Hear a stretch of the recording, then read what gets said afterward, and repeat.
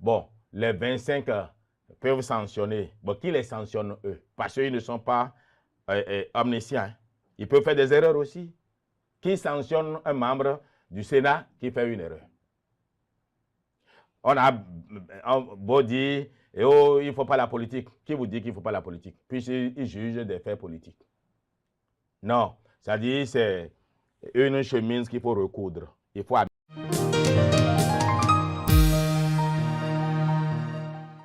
Alors, quelle est votre opinion sur les prérogatives et attributions du Sénat? Bon, je n'ai pas vraiment d'opinion. En soi, vous avez des craintes? J'ai des craintes. Lesquelles? En soi, si on respecte l'esprit des textes, oui, mais la lettre peut inquiéter. Est-ce que vous savez que, alors que nous lançons, c'est depuis 2025 qu'on avait déjà le projet, mais on ne l'a pas créé sur le toit, le Rassemblement du peuple béninois pour le développement. On en parlera à la fin, tout de suite. Ben, vous savez qu'il y en a qui disent, mais non, il y a trêve politique, mais Covid, tu parles trop. Ah, moi, ils vont j'ai dit, mais trêve politique, passe là, la trêve. Et le président l'a bien défini. Et je l'ai compris d'ailleurs. Mais c'est éviter que, par jalousie politique, mais on fasse des actions pour empêcher celui qui est président de réussir son mandat. C'est d'abord ça. Mais ça ne veut pas dire que vous ne pouvez pas échanger entre vous en tant que Béninois. Ça ne veut pas dire que vous ne pouvez pas émettre des idées. Et si vous voulez, ça ne veut pas dire que vous ne pouvez même pas critiquer ce que le gouvernement fait. Mais alors, quand vous critiquez, vous devez faire des propositions, vous devez faire de contre-propositions pour qu'on puisse améliorer ou bien s'inspirer de ce que vous dites. C'est ça la trêve. La trêve, ce n'est pas on met super glue à votre bouche. Vous voyez comment vous souffrez à avoir d'invités. À la limite, je suis le seul qui fait mon one-man show sur tous les plateaux. Ils refusent. Je sais que vous les invitez, nombreux refusent. Qu'est-ce qui justifie cela? Mais parce qu'ils comprennent mal la trêve politique. Ou bien c'est une question de discipline au niveau des partis politiques? Oui, mais les partis politiques ne peuvent pas interdire que leurs militants s'expriment. Ou alors que les chargés de communication des partis aillent au moins sur les plateaux. On ne fait pas la politique la bouche fermée. Ben, il faut donner d'espoir au peuple. Romains 10, verset 17, la foi vient de ce qu'on entend. Mais ils ne disent rien. Comment vous voulez Quelles sont les prérogatives précises au niveau du Sénat qui vous fait nourrir des craintes? Est-ce que lorsqu'on parle d'échéance de droits civiques, lorsqu'on parle de régulation de la vie politique ou quoi? Oui, c'est-à-dire la régulation, comment est-ce qu'on régule la vie politique? Parce que c'est facile de faire une litanie de mesures, mais comment on l'applique? Moi, une chose me réjouit, moi. Je ne suis plus candidat à rien. Donc, à imaginer que quelqu'un dit, mais quand on vient parler, on va lui retirer son droit civique. Je leur dirais, merci, mais je vais continuer de parler. Parce qu'il faut que quelqu'un éduque notre peuple. Il faut que quelqu'un enseigne, guide, recadre. Il faut même que quelqu'un inquiète même notre classe politique, y compris même les dirigeants parfois, parce qu'ils en ont besoin. Je ne sais pas si c'est ça que tout le monde se taise, qu'ils mettent dans ça, mais quand même, nous avons connu un moment ici où on a entendu des hommes politiques dire « j'irai voir mes parents, ils vont descendre » ou bien, bon, il y a eu des propos effectivement qui ont amené à violence. Peut-être que c'est ça qu'ils veulent punir. Et de ce point de vue-là, je suis content. Mais croire qu'on peut faire de la démocratie en bâillonnant le peuple, en bâillonnant la presse, en bâillonnant les hommes politiques, ce sera contre-productif et ça va nous amener à la catastrophe.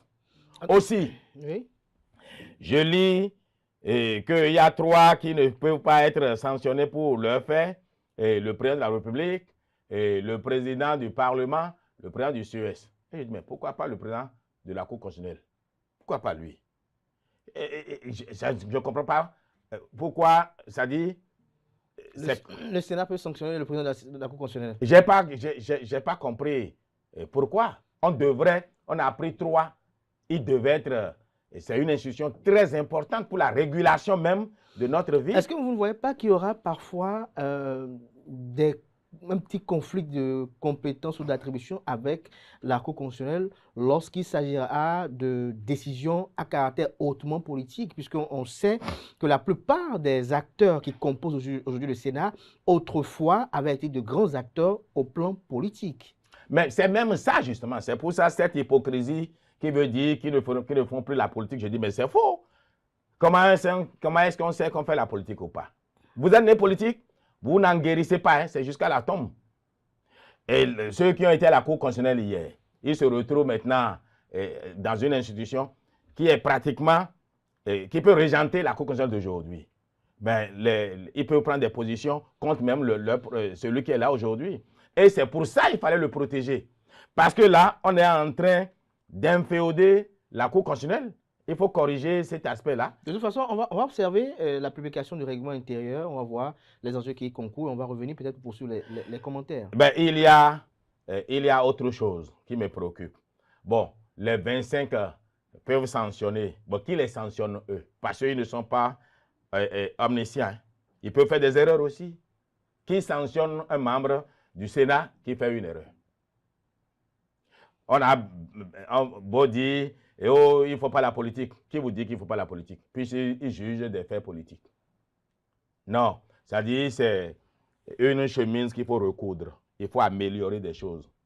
Donc, pour vous, le Parlement doit faire encore des choses là? Ah, le Parlement doit faire des choses. Parce que et c'est pour ça, d'ailleurs, que pour moi, ayant vu tout ce qu'on a vu là, celui qui devrait être le premier président du Sénat doit être le président Patrice Talon. Car c'est sur lui que ça a été initié. Vous avez dit un temps Soglo et après vous avez revu venir dire... Est-ce que vous avez vu le président Soglo au défilé? Alors, M. Corvi, on vous a vu par le passé dire pour la présidence du Sénat, c'est le président Soglo qui est bien indiqué. Et paf, vous abdiquez, vous dites maintenant le président Talon. Est-ce qu'un temps, on a exercé des pressions sur vous? Est-ce qu'un temps, on vous a passé un coup de fil? Non, pas du tout. Il n'y a que les idiots qui ne changent pas d'avis.